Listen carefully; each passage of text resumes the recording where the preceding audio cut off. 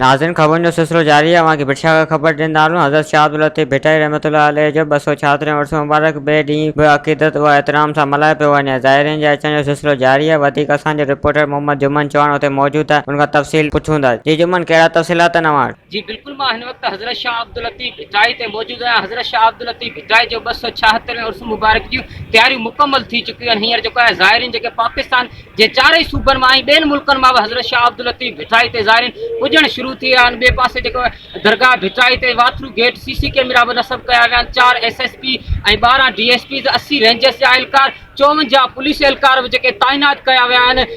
हज़रत शाह अब्दुल लतीफ़ भिटाई ते जेको आहे ज़ाइरीन जो हिन वक़्तु सिलसिलो जारी आहे। ॿिए पासे ॻाल्हि कई वञे त बाज़ारनि खे दुल्हन जी तरह सजायो वियो आहे। हिन वक़्तु हज़रत शाह अब्दुल लतीफ़ भिटाई ते जेको आहे मल जेके सिंध जा मल पहलवान आयल आहिनि उन्हनि जो मल पहलवानी थी रही आहे। सुगड़ कचहरी बि हली रही आहे। जेको आहे सूफ़ी राग जो रिहाण बि थी चुको आहे। जेको आहे सिंध जे कुंड कुर्छ मां जेके फ़नकार आहिनि उहे बि हज़रत शाह अब्दुल लतीफ़ भिटाई ते पुॼी रहिया आहिनि ऐं सूफ़ी राग चई रहिया आहिनि। ज़ाइरीन जेके आहिनि लुत्फ़ अंदाज़ थी रहिया आहिनि। हिन वक़्तु जेको आहे घोड़नि जी रेस बि शुरू थी चुकी आहे।